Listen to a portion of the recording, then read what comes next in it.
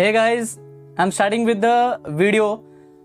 Topic को पूरा change कर दिया है। पहले मैंने मैक्स पढ़ाया, 13 वीडियोस में आपको लैपलास पढ़ाया हुआ। अब डायरेक्टली मैं स्टॉक मार्केट पे आ गया हूँ कि स्टॉक मार्केट और शेयर मार्केट दोनों एक ही होता है। Hashtag video number 1 video series में आने वाली है, इसलिए यहाँ पे हैशटैग दिखा दिया हुआ है। लाइक समझो स्टॉक मार्केट होता क्या है, बारीकी से समझो इस बात को कि लाइक स्टॉक मार्केट कैसा होता है, सब्जी मंडी के जैसा होता है। सब्जी मंडी में आप क्या करते हो कि किसी सब्जी का फॉर एग्जांपल अगर डिमांड इंक्रीज हुआ, अगर डिमांड बढ़ गया तो उसका रेट भी बढ़ जाता है। ध्यान देना, डिमांड बढ़ गया, डिमांड बढ़ने की वजह से रेट बढ़ा। ये क्यों हुआ? क्योंकि सप्लाई कम आ रहा था।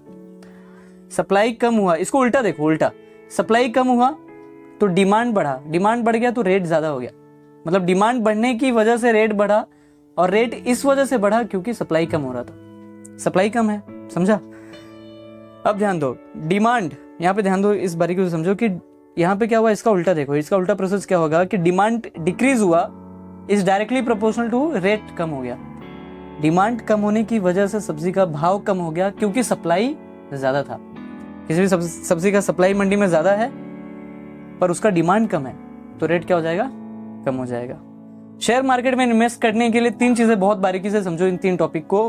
पीई क्या होता है? Price earning ratio. आरएसआई क्या होता है? Relative strength index. And trend और चार्ट दोनों एक है, इसको पढ़ना सीखो। अगर ट्रेंड को पढ़ना सीख जाओगे तो मैक्सिमम आप समझ लो कि मैक्सिमम नॉलेज आपको मार्केट का हो गया, शेयर मार्केट का मैक्सिमम नॉलेज हो गया। शेयर मार्केट का देखो, सब्जी मंडी कौन है? जैसे यहाँ पे सब्जी मंडी, आपका सब्जी मंडी आपके एरिया में बराबर, पर स्टॉक मार्केट और शेयर मार्केट का सब्जी मंडी कौन होता है? BSE और NSE होता है। BSE क्या होता है? बॉम्बे स्टॉक एक्सचेंज, और NSE क्या होता है? National stock exchange. दोनों मुंबई में ही है, दोनों का बिल्डिंग जो है वो मुंबई में है। ठीक है, यहाँ तक समझा कि डिमांड और सप्लाई का क्या रिलेशन है, किस तरीके से प्राइस अर्निंग रेशियो क्या होता है, इसके अगले टॉपिक में देखते हैं। रिलेटिव स्ट्रेंथ इंडेक्स समझना होगा, ये बहुत इंपॉर्टेंट है। और ट्रेंड, ये 3 चीजों को समझ जाओ, इन्वेस्टमेंट करना सीख जाओगे, सच्ची बता रहा हूँ। या ओके, देन कंटिन्यू करते हैं। प्राइस अर्निंग रेशियो क्या होता है? Price earning ratio PE, that is price earning ratio क्या होता है? कितना पैसा लगाऊंगा डिवाइड बाई कितना पैसा मिलेगा। बहुत ही सिंपल फॉर्मूला कि कितना पैसा लगाऊंगा डिवाइड बाई कितना पैसा मिलेगा। देखो, बहुत ही इंपॉर्टेंट लाइन समझो। फॉर्मूले के बाद क्या समझना है कि इंपॉर्टेंट बहुत ही है निफ्टी 50। निफ्टी 50 के ऊपर मैंने स्टार मार्क किया हुआ है। ये निफ्टी 50 होता क्या है? ये टॉप 50 लीडर कंपनी का, टॉप 50 लीडर कंपनी का शेयर। मतलब ये क्या करते हैं, निफ्टी 50 एक वो क्या करता है, टॉप 50 कंपनी का समावेश दिखाता है कि उनका शेयर क्या चल रहा है, शेयर प्राइस क्या चल रहा है। उनका पी चेक करो, निफ्टी पे जाकर के आप पी चेक कर सकते हो। ठीक है, निफ्टी का पी चेक करते रहो और आप इंडिविजुअल शेयर का भी पी चेक कर सकते हो। ठीक है, बहुत इंपॉर्टेंट है। पीई ग्राफ से कैसे इन्वेस्ट करें ये सीखो। पीई ग्राफ से, देखो मैंने यहाँ पे क्या लिखा है, पीई ग्राफ से समझो कैसे इन्वेस्ट करें, इन्वेस्ट कैसे करें। निफ्टी 50 देखो, निफ्टी का ग्राफ है ये ग्राफ देख रहे हो। पहले क्या जा रहा है, यहाँ पे साइडवेज जा रहा है, फिर डाउन ट्रेंड जा रहा है, फिर अप ट्रेंड जा रहा है। यहाँ पे देखो, ये डाउन ट्रेंड, अप ट्रेंड और साइडवेज क्या होता है बाद में समझेंगे, पर सबसे पहले ये समझो कि यहाँ पे जो पीई होता है वो क्या होता है, मिनिमम क्या होता है, 10 से स्टार्ट होता है। एक्चुअली ये मतलब 5 तक भी जा सकता है, ठीक है, पर वो ज़्यादा नहीं उतना, पर जा सकता है, पॉसिबल है, पर जाता नहीं है। अब देखो टॉपिक क्या है, ट्रिक क्या है यहाँ पर कि जब पी 10, 11, 12, 13 पे हो तो इन्वेस्ट कर सकते हो। जब पी 10, 11, 12, 13 पे हो तो इन्वेस्ट करो। क्या करो?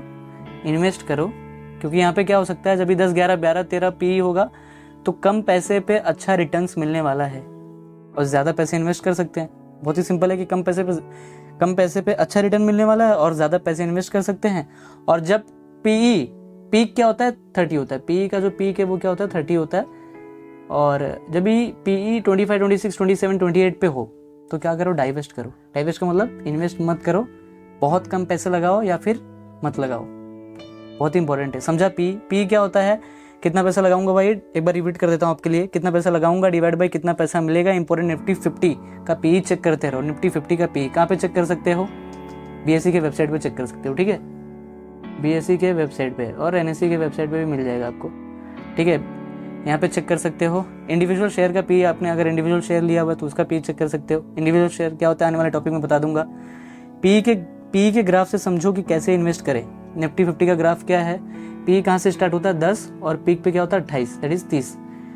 25, 26, 27, 28 पे है तो डाइवेस्ट करो, पैसा बहुत ही कम लगाओ या फिर मत लगाओ, ठीक है। और जब पी 10 पे हो, 10, 11, 12, 13 तो इन्वेस्ट करो। कम पैसे में ज़्यादा रिटर्न मिल सकता है और अच्छा रिटर्न मिल सकता है, और ज़्यादा पैसे भी इन्वेस्ट कर सकते हो, तो बहुत इंपॉर्टेंट है पी। आई होप आपको समझा होगा। ओके, देन आगे बढ़ते हैं। Concept and observation of P समझो। पी के बारे में थोड़ा समझो, थोड़ा रिपोर्ट चेक करो कि मैंने पी को लेकर के इतना क्यों समझाया, ये समझो बारीकी से कि पी जब 10 पे होता है और आप तभी अगर 10 रुपये इन्वेस्ट करते हो तो आपका जो रिटर्न होता है वो क्या होता है, 1 रुपया। कि 10 रुपये दे करके आपने 1 रुपया कमाया, मतलब यहाँ पे कमाई कितनी हुई, 10% हुई। और अगर पी 30 पे होता है उस टाइम पे 1 रुपये कमाने के लिए आपको 30 रुपये इन्वेस्ट करना पड़ेगा। मतलब आप 30 रुपया दे करके 1 रुपये कमाना चाहते हो या फिर 10 रुपये दे करके 1 रुपये कमाना चाहते हो। अगर 30 रुपये दे करके 1 कमाना चाहते हो, मतलब यहाँ पे कितना 3.3% का आपका 3% का आपका इनकम हुआ, 3.25% का रिटर्न आपको मिला, बराबर। अगर 3.25% कमाना तो प्लीज़ एफडी करो। एफडी में इस टाइम पे पेटीएम आपको 6.5% का रिटर्न दे रहा है पर एनम का, ठीक है। 12 महीने का बता रहा हूँ पर एनम के हिसाब से। अगर आप चाहोगे तो एफडी पे भी वीडियो लेके आ जाऊँगा आपके लिए, आप कमेंट में मुझे बताना, कमेंट सेक्शन में। और आपको बताता हूँ कि 10 पे जब भी है, 10 दे करके 10 रुपये इन्वेस्ट करके आपने कितना कमाया, 10% कमा लिया। अब समझ में आया? तो पी का थोड़ा हिस्ट्री चेक कर लो कि पी जब कम होता है, मैंने पी यहाँ पे कम है ना, स्टार्टिंग 10 से ग्राफ समझाएगी नहीं, ये सुनो, ग्राफ समझ में आ गया रहेगा आपको पक्का। पी जब भी कम होता है तो रिटर्न ज़्यादा होता है। कैसे? आप थोड़ा रिपोर्ट देख लो, रिमोट पे ध्यान दो, रिपोर्ट्स पे, कि 1999 में पी 12 पे था तो 10.5% की कमाई हुई थी, बहुत ज़्यादा अच्छा रिटर्न मिला था। जब 2003 में पी 11 पे था, 116% का रिटर्न मिला था। 2008 में पी 10 पे था, 130% का रिटर्न मिला था। यहाँ पे थोड़ा समझो। अच्छा, यहाँ पे मैंने लिखा कि निफ्टी पे पी चेक कर सकते हो, निफ्टी का पी नेशनल स्टॉक एक्सचेंज के वेबसाइट पे जाकर के, ठीक है। पीई इंक्रीज होता है तो रिटर्न कैसे कम होता है, ध्यान से समझो। ईयर 2000, ठीक है, फरवरी 2000 में 28 पे पी था तो 53%, मतलब जितना पैसा लगाया था उससे भी ज़्यादा थोड़ा सा चला गया, मतलब आधा पैसा डूब चुका है, फिर -53% में चला गया था मार्केट, ठीक है। 2000 पैसा डूब गया, आधा पैसा डूब गया।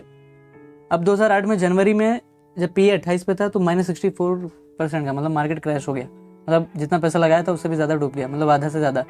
बेंजामिन ग्राहम के बारे में आपको बताना चाहता हूँ। ये बहुत ही, एक्चुअली इनका नाम ही है, इनको फेमस इसलिए है क्योंकि फादर ऑफ वैल्यू इन्वेस्टिंग से नाम जाना जाता है इनको। और बेंजामिन ग्राहम जो हैं वो वॉरेन बफे के भी गुरु हैं, गुरु ऑफ वॉरेन बफे।